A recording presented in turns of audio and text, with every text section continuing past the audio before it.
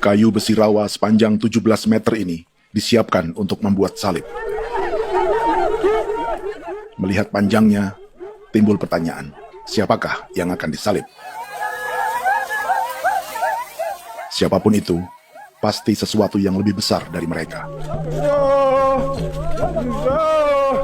Tapi Frankie Woro, Casimilus Awe, dan warga suku Auyu di Papua Selatan ini tak akan melukai siapapun. Mereka memakai salib ini sebagai tanda perlawanan.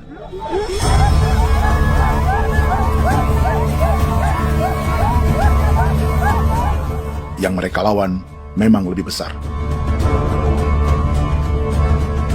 yaitu pemerintah Republik Indonesia. Pemerintah sedang mengincar 2,5 juta hektar hutan orang Papua untuk proyek tanaman industri pangan dan energi.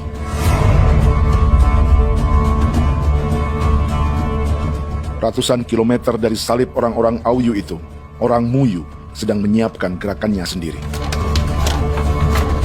Tapi kali ini dalam bentuk sebuah pesta.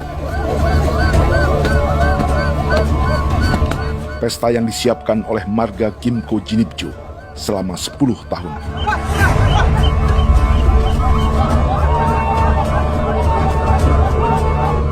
Sosok di marga ini adalah Willem Kimco, orang asli Papua yang tak punya kartu identitas kewarganegaraan manapun.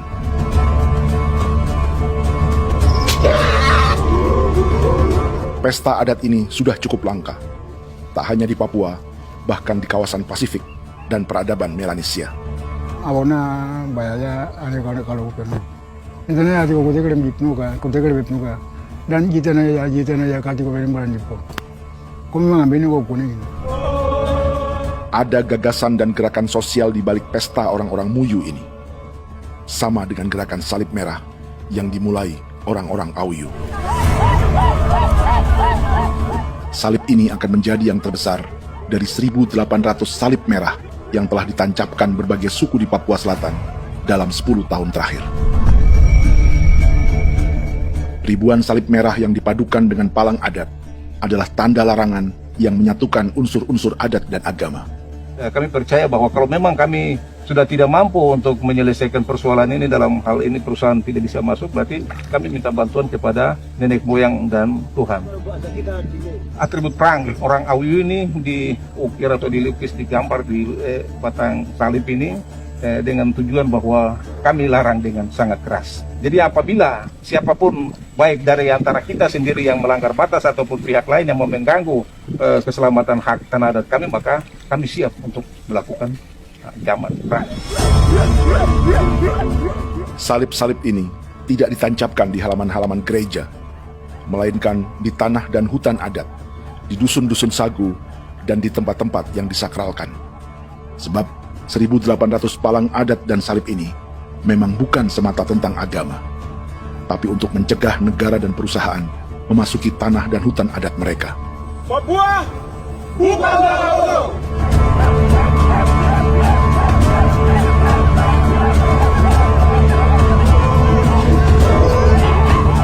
Di zaman TikTok ini, kami ingin menceritakan semua ini lewat film yang pendek.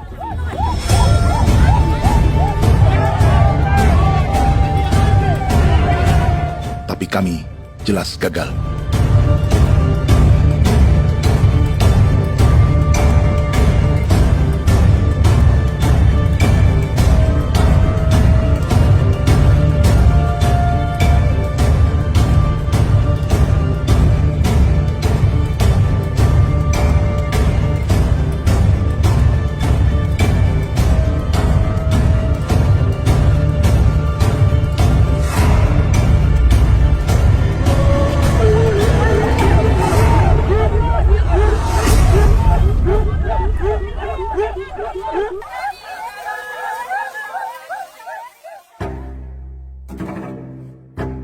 Di planet ini, ada 5 pemilik hutan hujan tropis terluas yang tersisa.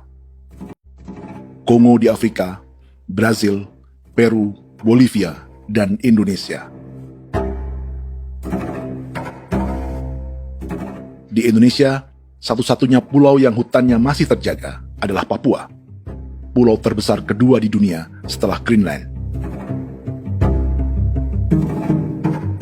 Lewat sejarah kolonialisme yang panjang, pulau ini kini dikuasai 2 negara, bagian barat oleh Indonesia yang juga dikenal sebagai West Papua, dan bagian timur menjadi Papua Nugini. Dan tepat di perbatasan ini, di bagian Indonesia, sedang terjadi proyek pemusnahan hutan terbesar di dunia.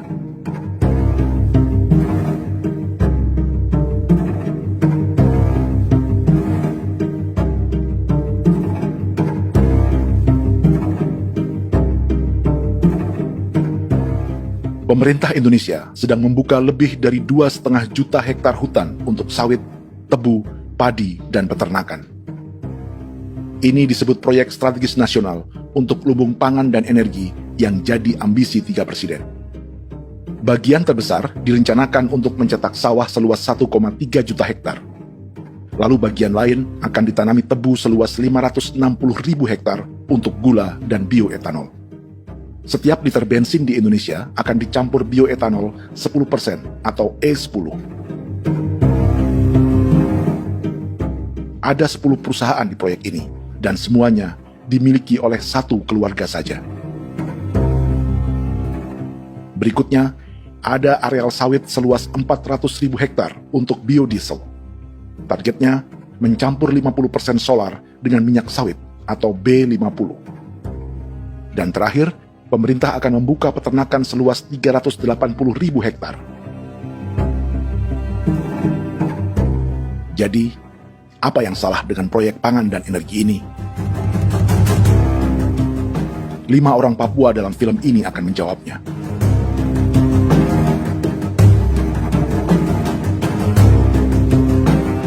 Yang pertama adalah Yasinta Moiwen dari suku Marin.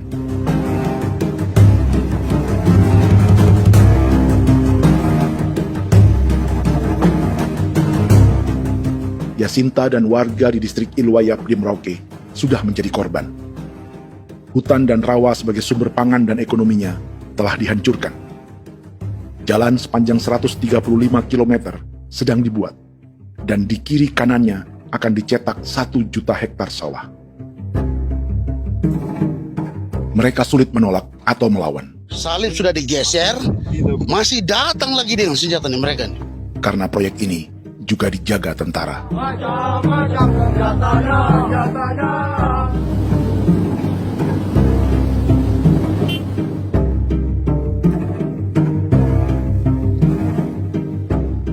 Yang kedua adalah Natalis Buer di distrik Tanah Miring, Merauke. Petani milenial ini merasa ditelantarkan. Sebab setelah hutannya diubah menjadi sawah, sebagian sawah-sawah ini tak tergarap. Orang asli Papua seperti Natalis tak punya modal untuk benih, pupuk, perawatan, hingga ongkos panen.